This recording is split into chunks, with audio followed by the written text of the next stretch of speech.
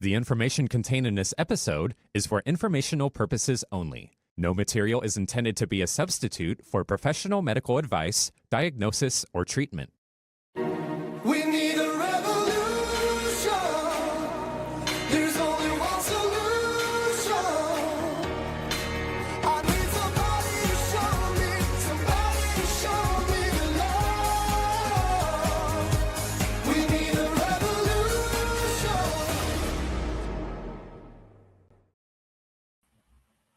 Hello and welcome to Informed Life Radio on 1150 AM KKNW and streaming to CHD TV, Rumble, Facebook, YouTube, and maybe more. Thank you for joining us. I appreciate your taking your time to come on this journey with us. I'm your host, Lisa Templeton. And as you may know, this hour of Free Speech Radio is brought to you by our nonprofit, Informed Choice Washington. And did you know it's our donors who keep this show on the air? Yes, it costs money to be on the air, and we really would appreciate your support to allow us to continue this work and all the other good work we are so passionate about doing. We ask that you consider a donation, recurring or single, by going to informedchoicewa.org and hitting donate. We really appreciate your help, and frankly, we rely on it. We don't really have another source of funding, except if you count a small little bit of commissions in like the single digits per month that we are receiving from Amazon.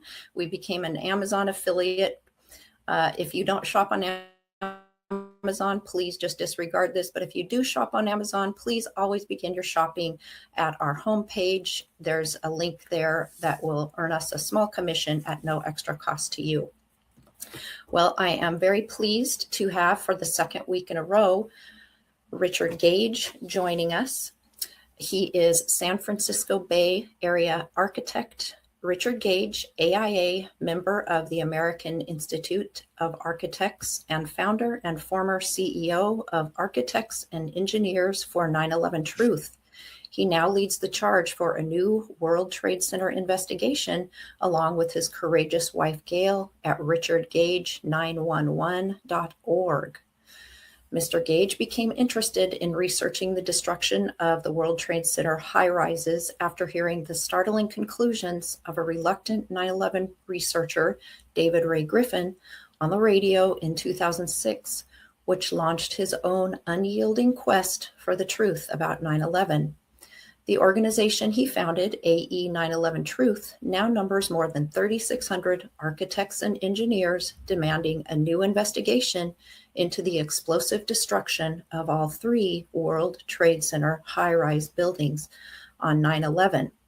And we have Richard here for the second and last week telling us about the parallels between the COVID op and 9/11, the events that happened and the result of those events and what the public was told.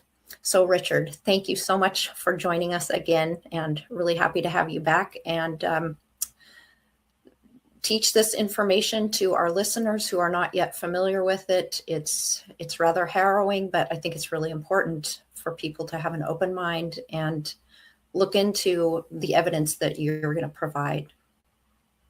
Yes, thank you so much, Lisa. If you guys missed last week, you're going to want to see it because we talked about the first 7 parallels between 9/11 and COVID, parallels that are common with most all false flag operations, which these two we are showing to have been. And to stop the next one, we educate ourselves and connect the dots so that these patterns become more visible, so we're not manipulated as a people. We started with parallel number 1, foreknowledge of the events. People know about it in advance because they're engineered way in advance. They create a climate of fear. They have intelligence agencies that control information that shifts. And as the public awakens, and we looked at additional parallels that you can see there. And we come to parallel number 8, which is a response that's been pre-engineered once again, because it's problem, reaction, solution. Create the problem, manipulate the public into a reaction, and now we're getting to the solution that they've engineered for us. And I'm sorry, Richard, let's point out that this is another really good show to watch if you can, as opposed to listen to the audio, because Richard has got a lot of great slides that we'll try to explain as we can, but you'll get more from it if you can actually watch it. Thank you, Richard. And of course, their solution, you're welcome, and is far more harmful than the original problem. That's the whole idea. Create chaos and then try to create your order, world order, a new world order out of the chaos. In this case, with 9/11, they wanted to go into Afghanistan and Iraq, and not for the reasons of revenge or to stop terrorism, but because of the resources there, the incredible resources in Afghanistan, 90% of the world's opium, for instance, which we've shown very clearly is part of the motivation here for intelligence agencies who run those operations. Iraq, oil, of course. So we have a $6.5 trillion global war on terror, enriching the State Street, BlackRock, and those companies owned and operated ultimately by the Rothschilds. So putting us in debt and enriching the arms industry. We have consequences as a result of these invasions and the global war on terror, the loss of our civil liberties. Any of us can be arrested without a right to a trial, a lawyer, a jury. We can be tortured. We can even be assassinated. We live in a surveillance state now as a result. And yes, COVID is part of this surveillance state, as you'll see today. We, if we can get people in masks, lockdowns, control them, get them used to being controlled, tens of millions of people put out of work, harming the U.S. economy, which is part of the chaos that they thrive on, because we pay for that. The citizens of the United States, so we lose that money. They find ways to gain on it through manipulations of the markets, etc., and put options, things like that we've already talked about. We have a study being published by the National Institute of Health that shows, in this case, face masks may raise the risk of stillbirths, testicular dysfunction, cognitive decline due to buildup of carbon dioxide. This study finds also that dangerous levels of toxic compounds linked to seizures and cancer. The hidden costs of national lockdowns, even covered by the Lancet, the most prestigious medical journal in the country. Vaccines, of course, are part of the problem that we are being herded into, proving to be far more dangerous than the original COVID itself. What do I mean by that? Well, there are plenty of studies. This one, Santa Clara County, through a Freedom of Information Act request, reveals that COVID shots increased the risk of getting COVID. Well, wait, you're supposed to be 10 times less likely to get COVID, but you're increasing your risk of getting COVID? That's proven. The new Cleveland Clinic study shows that shots make you more likely to get COVID also. This is shown again and again and again. Steve Kirsch has done a lot of great work on this subject. Those who are up to date on their vaccinations have more COVID occurrences than others. We have the VAERS system put in place by the CDC, 39,000 vaccine reported deaths. Get that? Let In that sink US. in. I think this is international. Am I wrong? For the 39,000 deaths reported, I do believe that's US. Okay. Good to know. And 222,000 COVID vaccine hospitalizations, 22,000. If you knew that 39,000 people had died taking the vaccine, and you knew that 220,000 were injured, would you take it? No. And yet the CDC put this system in place, which also found that there's 1.6 million COVID vaccine adverse events, not hospitalizations, but those include hospitalizations, 1.6 million.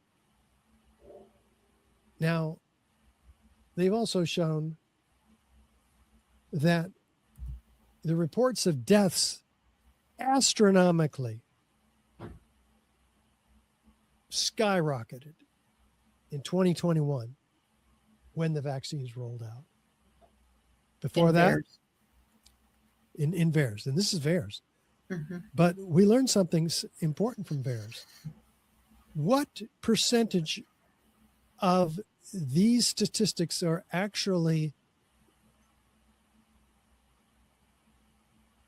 reported? 1%. Those numbers are way underreported. Why? Because the CDC hired Lazarus, Dr. Lazarus, and in this study to find out, hey, how effective is our vaccine adverse event reporting system? Fewer than 1% of vaccine adverse events are even reported. That means you can multiply that number, 39,000, by a much, it multiplies. It could be 1.4 million. It could be greater. So we use 40% as a number instead of 99% higher. It's say half of that. So I got to update these numbers, but we're well over a million, probably up to 2 million almost people dead as a result of the vaccine. And this graph shows it. The deaths following the days are closely correlated. We've got up to 450 death reports the day after the vaccine, and narrowing down. So if you're going to die as a result, then it's going to be very close, which of course shows causation. Right, that temporal association. Not just correlation. In fact, athletes all around the world are dying, 769 in this report, which is 2022. Listen to this report. We've all noticed that there seems to be more tragic stories every day of young people, especially young men, dropping dead. And now the FDA is warning of a catastrophic drop in U.S. life expectancy. In the first 9 months of this year, 158,000 more Americans died unexpectedly than in all of 2019. Now, just to give you some perspective, that's more than the casualties in every war since Vietnam, all of them combined. Now, actuarial reports that young people are being disproportionately affected here. Mortality was 26% higher among insured 35 to 44-year-olds and 19% higher for 25 to 34-year-olds. This is overall COVID deaths, of course, have dropped 84% since 2021. And my next guest is sounding the alarm. President and Chief Medical Officer of the Frontline COVID-19 Critical Care Alliance, Dr. Pierre Kory. Dr. Kory, we got to know each other during COVID. These figures are staggering. Now, I think people see these numbers, Dr. Kory, and they might blame fentanyl or drugs or, unknown heart problems, even in young athletes. People say that they're not uncommon. It's happened in years prior. So could this explain all these deaths? No, absolutely not. I mean, if you take a close look at the numbers, and the life insurance industry, the actuaries have done this. It's the timing. You know, fentanyl didn't just explode on the scene in 2021. Global warming or obesity or diabetes or deaths of despair. I mean, the timing is really inarguable. We have to answer the question. Why are the healthiest elements of society, these are young, employed folks with life insurance, suddenly started dying at rates we've never seen before in 2021, and it continues. And so we're left with the question, what happened in the American workplace in 2021 that led to this unprecedented rate of death? Nobody's saying it out loud, right? They're trying to divorce the COVID cause from these deaths. Oh my God. But the epidemic is well documented in this case by Edward Dowd, who wrote this book called Cause Unknown. Nobody's saying it, right? But they're giving you the statistics of 40% higher, considering this is a 10% increase in excess deaths would have been a 1 in 200 year report. But this is a 1 in 200 year event. But this is a 40%, 4 times that. So this is incredible. Danis Rancourt does the study of these statistics, and it's incredible what they found. We calculate the toxicity of the vaccine for all ages, and the number allows us, given the number of doses that have been given worldwide, to conclude that 17 million people would have been killed by this vaccine.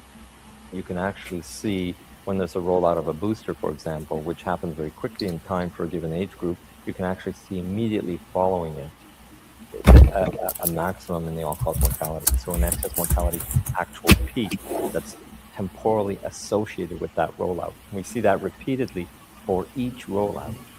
Consistently across all countries? All the countries that have sufficient data where you're able to look at it and you have both the vaccine data and the mortality data, this is what we see. When you look at all-cause mortality, you see that deaths are increasing in the winter and decreasing in the summer. And it's the opposite in the southern hemisphere. Their summer is our winter, so in the summer you should have a low death. But during the COVID vaccine campaign, suddenly you see spikes in mortality right after vaccine campaigns, and it's very clear because it's in the summer where you should see a low death period. Especially in the boosters, like for the southern hemispheres, like you have a peak, you know, across the boosters will roll out basically everywhere at the same time around the world. And in the southern hemisphere, it's a trough, as Jeremy just explained, so we should have a trough. But then you have an actual winter peak, actual booster peak, and another winter peak. Yes. So that's everywhere in all the 17 countries we Yes. looked at. Where data is good in the southern hemisphere, we saw that peak. And something you never saw before. Exactly. So it's pretty clear, actually. 17 million is the number that he came up with, vaccine deaths worldwide. These are COVID vaccine deaths. And so we have morticians who are documented in the film died suddenly, pulling white, rubbery, stringy deposits out of the veins of those who have died, most of them, in fact, well-known embalmer Richard Hirschman being one of them. White stringy structures in his cadavers post-vaccine. Zero doubt, he says, that the COVID vaccine did this. Funeral home director John O'Looney documents this as well. We also have birth rates declining globally after the COVID. Now, they're not tying it to the COVID vaccine either. This is documented even by the World Economic Forum, who is on record as stating that we need to reduce the world's population, which is interesting. Suddenly, there aren't enough babies, the Wall Street Journal says. The whole world is alarmed. Unacceptably high stillbirth rates. More than 20,000 pregnancies every year are lost. This is documented by Naomi Wolf, who has written compiled this set of research papers called the Pfizer papers, which were released, or Pfizer was forced to release. So let's find out if this is the goal of those who are promoting the vaccines. Well, I've set very ambitious goals because I'm quite optimistic. If you look at, say, the 20 diseases that our global health program goes after, I'd hope that within 15 years, over half of those, we could have had a very dramatic impact. You know, huge change in the mortality rates in developing countries, which then has this effect of reducing population growth. That's this big benefit that then makes everything like education and nutrition a lot easier. So the goal is reducing population growth. Interesting. He confirms that here. Thing on the left, CO2, that you want to get to zero. And that's going to be based on the number of people. So let's look at each one of these and see how we can get this down to zero. Probably one of these numbers is going to have to get pretty near to zero. First, we've got population. Now, the world today has 6.8 billion people. That's headed up to about 9 billion.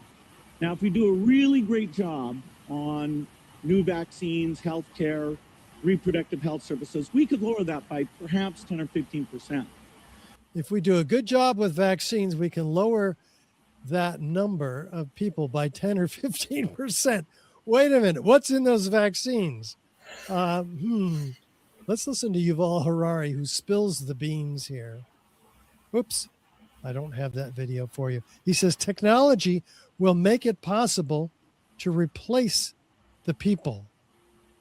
Karen Kingston gives us some fascinating clues here as to what's really going on and what's in these vaccines. There's one specific patent that I think it's very important for every American citizen to see, and it's patent number US 9539210B2.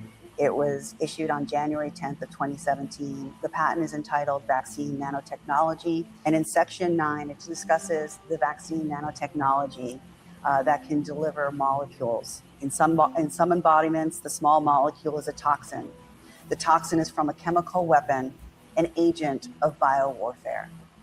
This is a utility patent for the pegylated lipid nanoparticles that are in these, what they're calling COVID-19 vaccines. Biowarfare germ agents.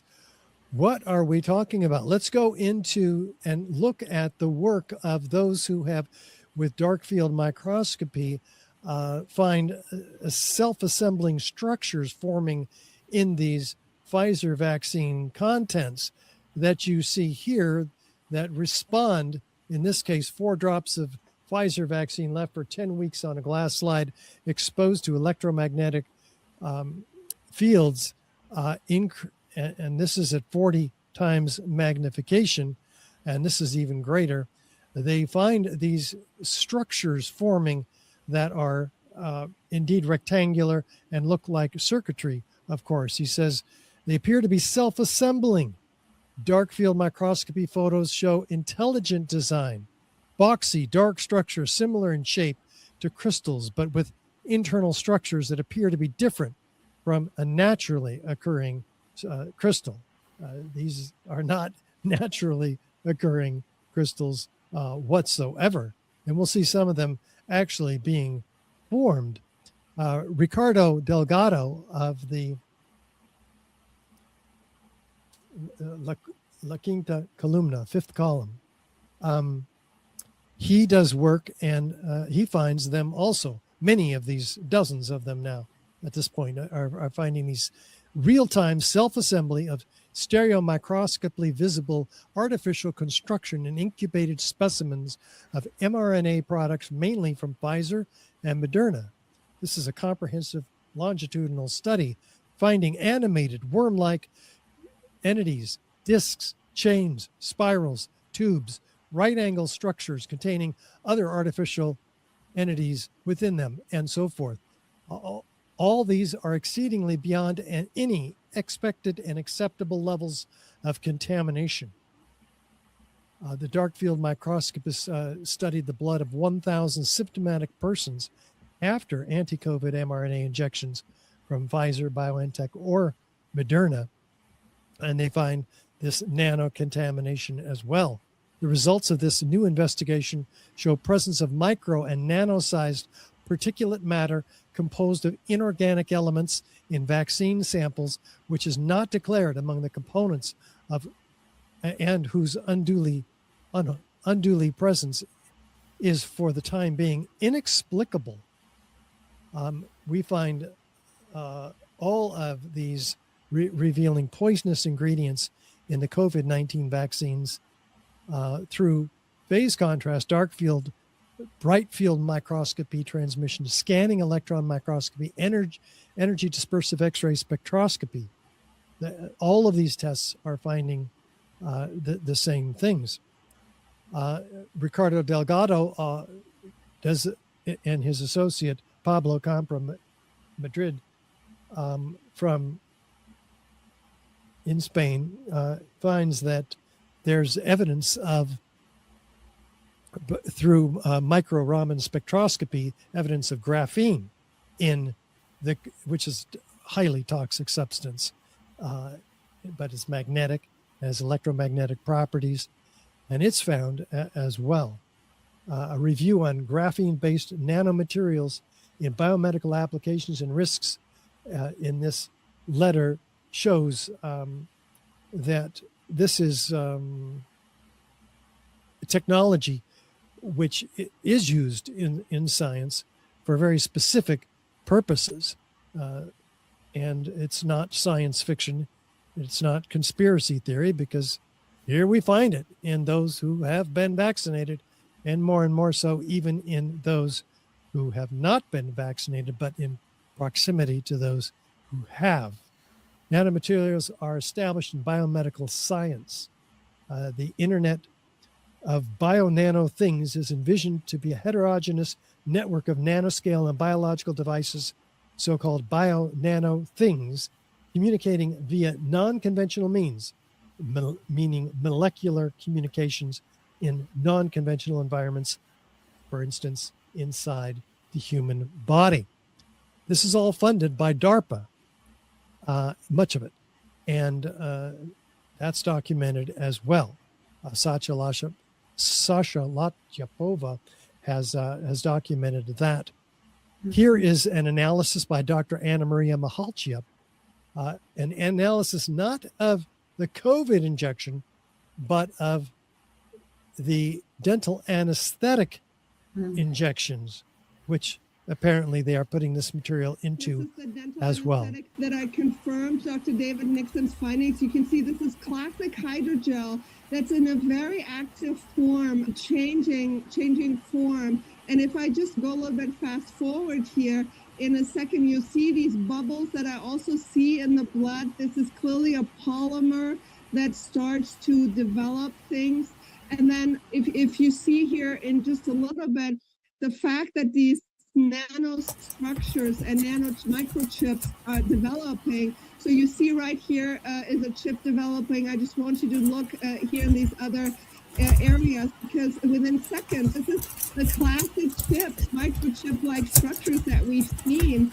And in 30 seconds, you can see how it develops. This is live. And this dental anesthetic was sent to me by the scientific liaison for the International Academy for Oral Medicine and Toxicology that represents 1,400 dentists in the United States. And they just wanted to ask me, hey, can you look at our dental anesthetics and see what happens? And I said, yeah, I found it. Here it is. And I filmed it and I sent them all this stuff. But it's wow. So what do all the dentists do now? And obviously we're working on treatments like the EDTA, like the vitamin C.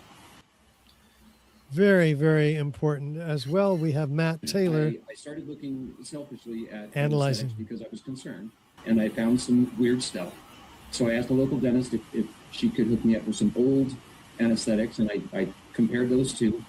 The old stuff didn't have it in it. The new stuff did. The latest ones that I've seen, the ones with the latest expiration date, are much more active. Same technology, different rapidity in their formations, all these things. So The answer is yes. They're putting it in absolutely everything, and the injections are especially problematic because it goes straight to the blood. So you're saying that there's nanotechnology. You can see the same self-assembling circuitry that you found in the vials of these bioweapon injections. That same technology is what you're finding in these dental products that you're talking about, specifically the anesthesia that's required for a root canal or a cavity fill. That's right. And I'm assuming for outpatient surgery and those kinds of things as well. This is live on the microscope right now, by the way. So this is actually a pretty good one. But look at the difference in focus here. So this level up here where you can start to make out the components versus down here that's completely out of focus. So these are some of the details of one of the chips I grew out of the anesthetic. And this is a well right here. And this is reminiscent of what we saw before, which are all the different, what looked like conductors, and then these kind of cascading down. But this, I was trying to get the intricacy of this piece, but you can, it just looks like traces. And I know that when you're a hammer, everything looks like a nail, but damn it, why else would those be there? Exactly. Why is this stuff here? On the screen here is a drop of dental anesthetic drying out. Okay, so this is the process starting. And it's quite a dramatic process, as you will see. Now, clearly this is not normally how liquids dry. Yeah. At all and entirely.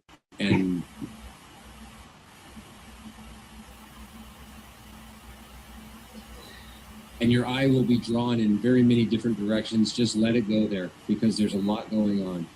But think about the amount of mass that's being transferred. This has a lot more energy than just a drying process. This is another process entirely. Looks like a growing blob.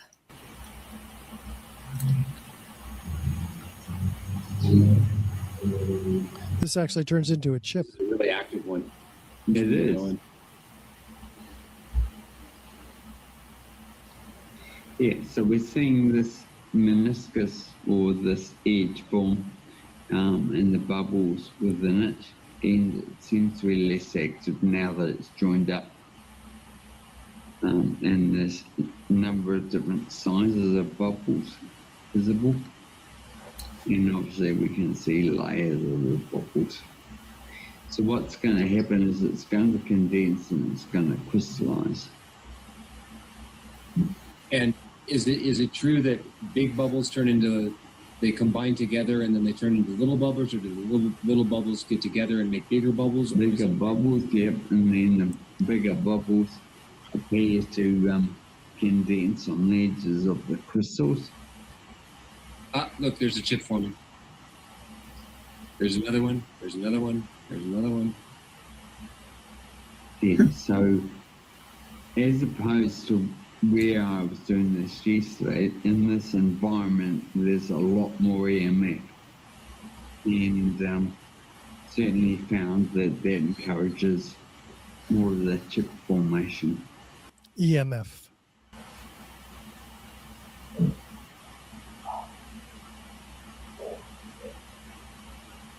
And how many minutes in are we now? Maybe 3.5 minutes? Yes, man, something like that, not long. So we'll just zoom in on that one in the middle there. And as David focuses in here, I'll remind people that this is just an anesthetic with one job to do, which is to numb you out. And why is it doing this is a compelling question to ask. Not all of us took the vaccine, but how is this beneficial in anesthetizing your mouth? Most all of us have to go to the dentist. So I'm going to go double magnification.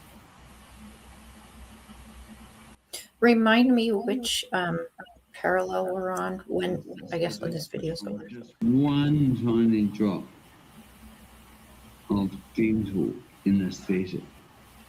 Huh. So we see these squares forming.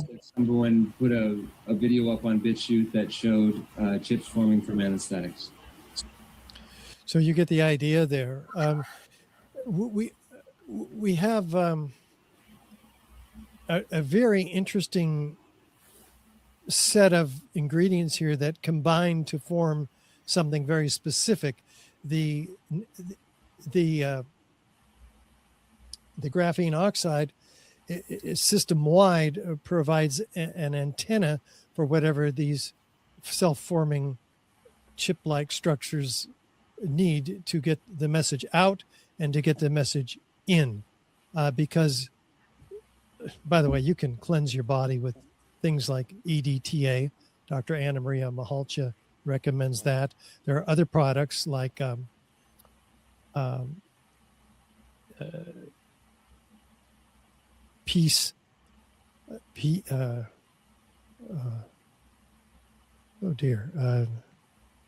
take it myself. Masterpiece, another product which inspired by the work of Dr. Robert Young and others. Dr. Peter McCullough recommends high quality non-Chinese vitamin C, bromelain, nattokinase, and natural vitamin B1. We're going to come back to this, but we're going to take quite a jump to parallel 9, which is censorship and extreme control of information. In the case of 9/11, we have the CIA and the FBI in the position of filtering this information that's coming in and ultimately getting to the American people. It's highly controlled and controllable by its design. Financial corporations, Paul Bremer of Cantor Fitzgerald, for instance, with the first press statement fingering Osama bin Laden, Cheney and Bush, with controlled testimony to the 9/11 Commission, where they required that no notes be taken and that it's not under oath and that they were together, Bush and Cheney. NIST's use of fudged computer simulation models to try to prove that those buildings came down by fires and plane impacts. The White House National Security Council, in the case of COVID, placed in control of the Event 201, which we talked about earlier. So they have put in place the mechanisms of this information control, including NIAID, Fauci, originally praising, for instance, human immunity over the flu, and then reversing. I mean, listen to this complete reversal of truth from Fauci in 2004, in this case. If she really has the flu, she definitely doesn't need a flu vaccine. If she really has the flu, she should not get it again. No, she doesn't need it because it's the most potent vaccination is getting infected yourself. Wow, how about that? That's not true anymore, is it? According to them, anyway. And then, yeah, that's a complete flip. Gates Foundation is in control. In this case, how? By funding the fact checkers. $250 million to the fact checkers. We have Facebook, for instance, and others receiving this money from Gates to control this information. We also have a shifting narrative, parallel number 10. The public forgets about Osama bin Laden, who's still on the loose. He's not really targeted by the U.S. anymore because they don't want the public focusing on him because they couldn't catch him or wouldn't. Listen to this. So I don't know where he is, nor, I just don't spend that much time on him, Kelly, to be honest with you. I truly am not that concerned about him. I know he is on the run. Oh, wait a minute. He's the source of all this terrorism, isn't he? The narrative shifts to Islamic terrorism inside the U.S. So this is when the FBI is caught promoting these mentally unstable Muslim terrorists in these events.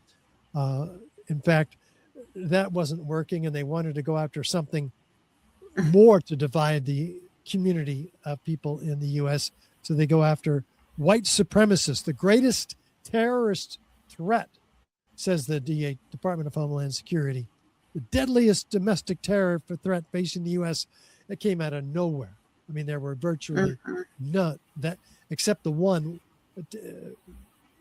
incident where some white supremacist mentally ill person was involved or set up by the FBI actually to kidnap Governor Gretchen Whitmer.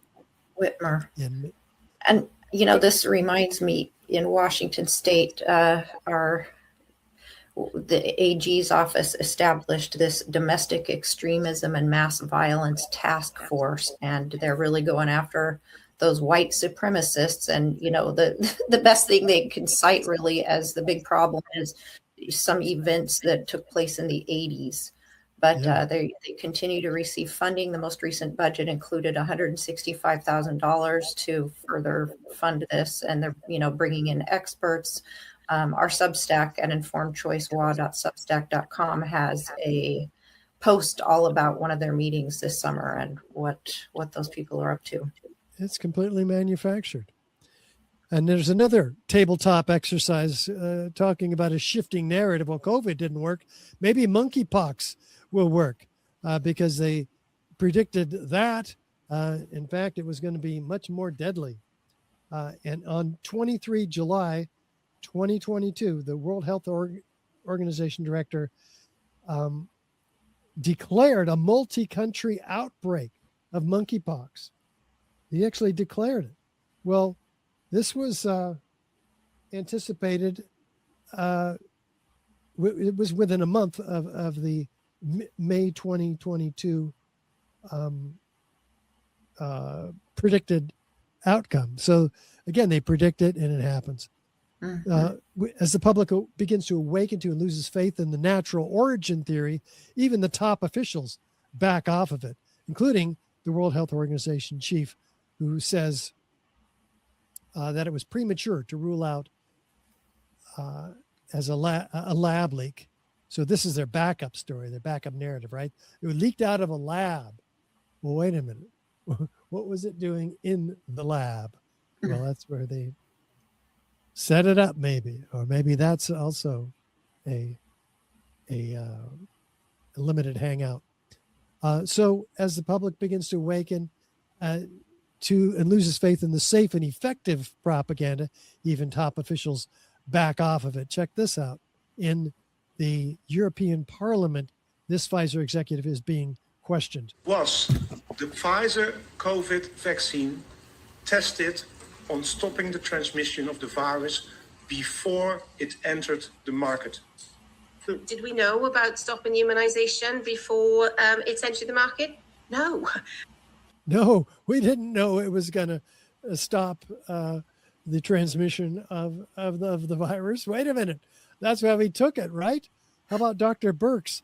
Says she knew the COVID vaccines would not protect against infection. What?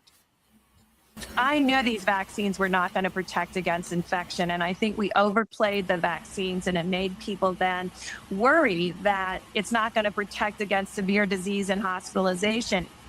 Wait a minute. That's the whole reason we all were scared into taking the vaccine, those of us who bought into that anyway.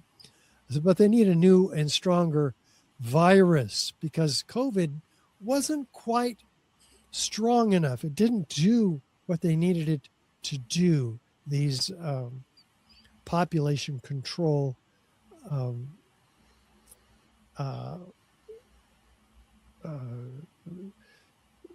believers.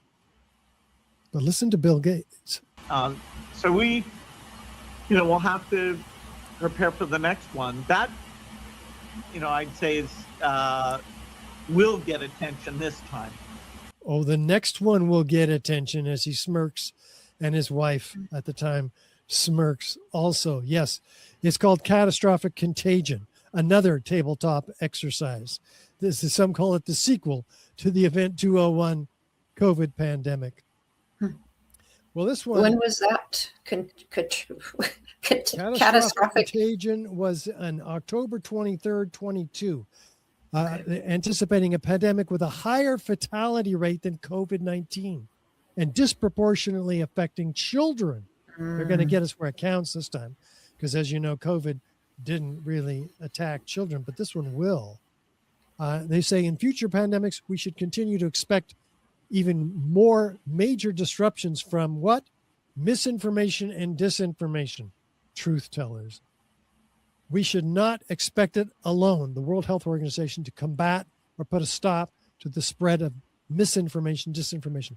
Countries need to collaborate to anticipate that threat and prepare to combat it with their own laws. In other words, their own censorship. So they're calling for censorship, concertedly exploring ways to address this phenomena of disinformation on a national level in advance of the next pandemic. It'll be crucial to saving lives, they say. We also have SPARS pandemic, sometime between 2025 and 2028. That's coming. Bill Gates, the next pandemic could be society ending. This is after COVID. They're not kidding around. Yeah. Here's the Tedros. When the next pandemic comes knocking, and it will, we must be ready. And it will. There's no question. This is not a question about if, but when, because we believe they're planning it. The disease X came along, could kill 50 million. They have no shortage of these predictions. Of course, we have serious conflicts of interest with parallel number 11. Cheney in control of Halliburton, who's won billions in no-bid contracts in Iraq and Afghanistan. Michael Chertoff, co-author of the Patriot Act, yet administering justice as the AGA against Muslims tortured in Guantanamo while setting free Mossad operatives caught dancing as the towers were destroyed. Chertoff also benefited from the sale of his Rapiscan full-body scanners at airports. Serious conflicts of interest here. And we have Dov Zakheim, the Pentagon comptroller, profiting enormously from what? Remote flight control systems that were developed for use starting as early and before 9/11, where these remote control devices and technologies incorporated on the flights that found their way to the Twin Towers, flying 500 miles an hour, hitting a target only 200 feet wide. Virtually impossible. Tell me, what's the significance of remote control devices well, on we planes? were told that hijackers hijacked the planes. These were hijackers, most of which were very, very poorly trained. The question is, could they hit a target 200 feet wide at 500 miles an hour while dying, about to die at the same time under all that stress? Would the planners and executors of 9/11 have put hijackers like that in control of an operation when they had already laced explosives and incendiaries in the Twin Towers, and expect or hope that the hijackers would actually hit the right places? So most of us in the 9/11 truth movement believe that those planes were remotely guided and that technology did exist. So we have billions of profits that flowed to banks, defense, oil companies, and the media from the devastation in Afghanistan and Iraq. And we have the neocon think tank Project for a New American Century, who actually posted on their website in 2001 their goals for what? Regional hegemony in the Middle East, and a vast increase in the military budget, the ability to fight simultaneous wars in different parts of the globe, but explained the process of change is likely to be a long one, absent a catalyzing and catastrophic event like a new Pearl Harbor. And that's exactly what they engineered. Now, these individuals came into the Bush administration with Bush when he won, or allegedly won that election. It's under People dispute. from that organization, Project for a New American Century, came into the Bush administration. Yep. After publicly putting those goals, which we read in this document, rebuilding America's defenses. Serious conflicts of interest here. Also with CDC, Fauci, Gates in control of the vaccine policy, who holds patents on the coronavirus disease itself and its vaccines, with a major stake in vaccine profits. What could go wrong? Yeah. And the hospitals are incentivized as well. $13,000 for a patient if they have a positive COVID test. $39,000 if you get them on a ventilator, which always kills them, as we found, because they combine that with remdesivir, which destroys liver. So conflicts of interest are quite serious. The FDA has their own conflicts of interest. For instance, the emergency use authorization. How did we get that? Because it's a revolving door. Nearly a quarter of the employees at the FDA came from big pharma companies. Let's look at this emergency use authorization, because in order to get the approval for the vaccines, they had to enable this protocol of emergency use. But you have to have 4 things come true.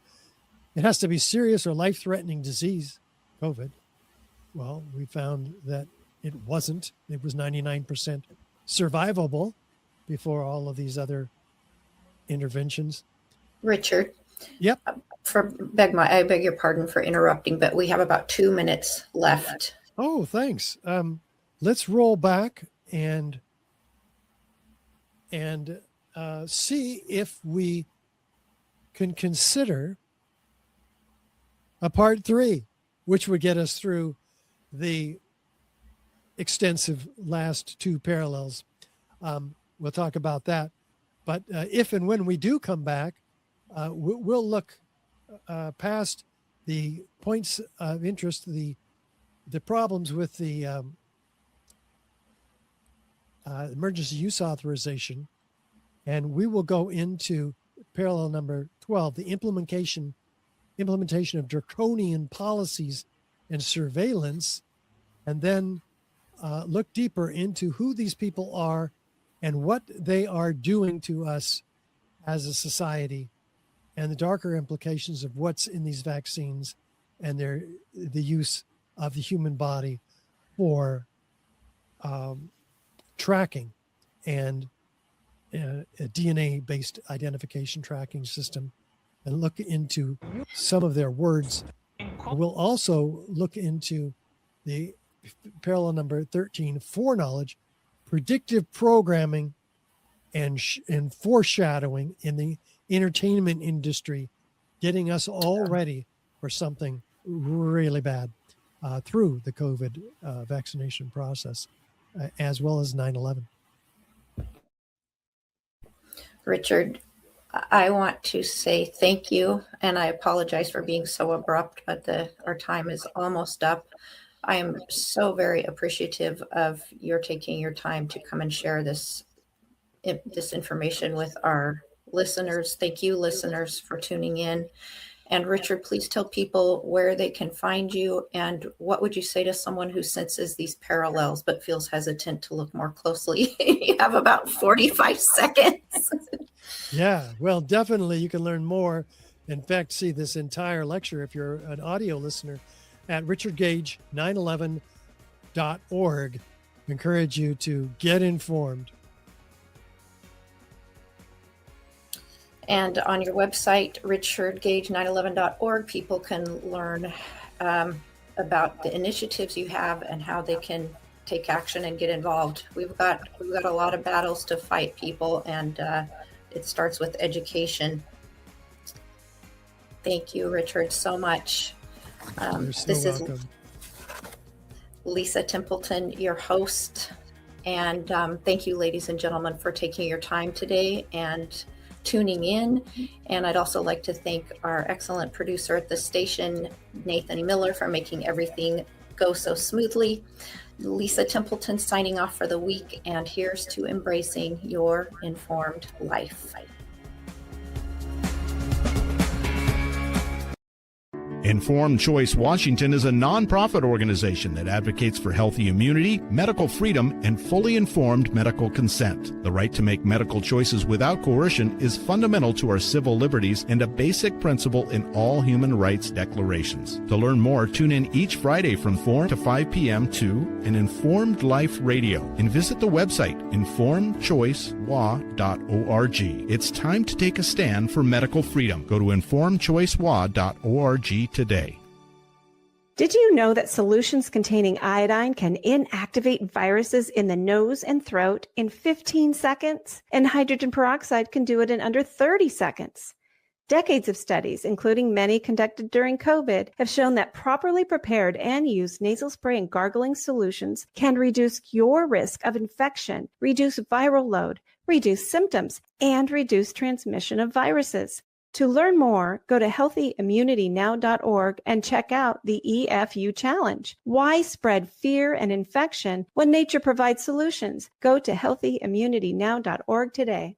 The information contained in this episode is for informational purposes only. No material is intended to be a substitute for professional medical advice, diagnosis, or treatment.